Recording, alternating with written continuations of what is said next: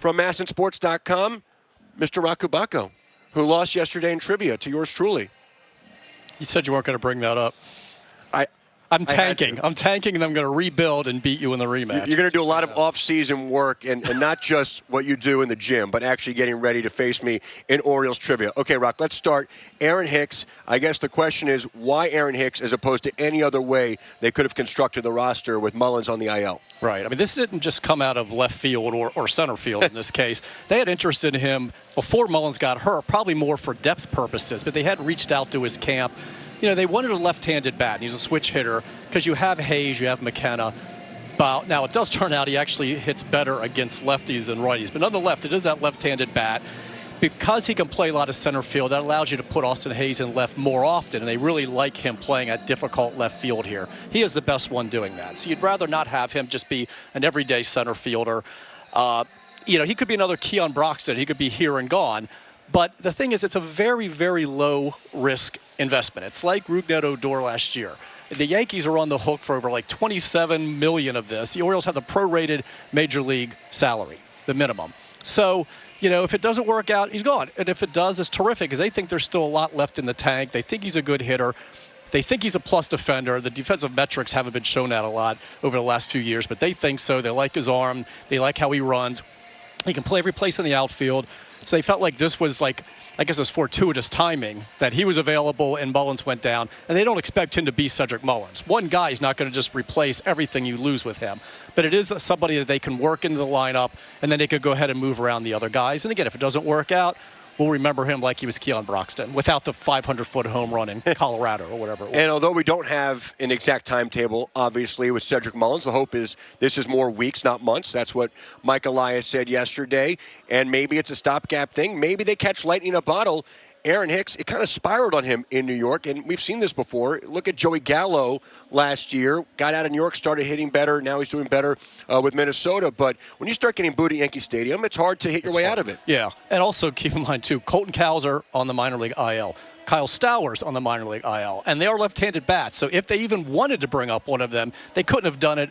And the world may never know whether they were actually options to come up. We speculate maybe a hell, especially Cowser is really beating down the door. He's close, but Stowers has been up here a few times. So either one of them could have been that replacement if they were ready to do that. They're not jumping Heston Kjerstad from Double-A Bowie. But maybe one of those other two would have made it. But they weren't even in the picture here at this point. So here we are with Aaron Hicks, and maybe it works out. Are you surprised, Roch, today the Orioles did not make a move for a fresh arm given the fact that they needed a starter? They're going to go with Aiken to begin the game and then I guess Voth. Yeah, I really thought there might be a bullpen move to bring up a fresh arm, especially if you're doing an opener. And we didn't know who was pitching until the lineup was announced. Kind of late, and all of a sudden it was like, oh, it's Keegan Aiken. We thought maybe it would be Voth. They used 4 relievers last night, and I know that really grinded Brandon Hyde's gears when you have a 7-0 and an 8-1 lead and ends up 8-5 in the 7th, and suddenly you're getting Cano up and Bautista, 2 guys you really want to lay off as much as you can because they are such high-leverage, late-inning guys in the back of that bullpen. You don't want to have to use them in a game you had a big lead in. This team is not built to win big, apparently. As long as it wins, that's fine. But they had to use 4 relievers, so I thought maybe they would. Cano only threw 17 pitches. So, and Bautista would be 3 times in 4 days as he pitches today. But Brandon said they never even talked about that. He said they felt like they had enough guys available. They're hoping 1 or 2 innings from Aiken. You know, Voth maybe can give them 3, maybe 4, depending on pitch count, and then you're going to have to piece it together again. He did say that if it wasn't an off day tomorrow, they probably wouldn't have done this. They weren't going to do anything with the bullpen today. They probably would not have gone with an opener if they didn't have that open date. So you can go ahead and use guys, give them a blow, and then come back on Friday. And they'll reassess then if they need to bring up a fresh arm.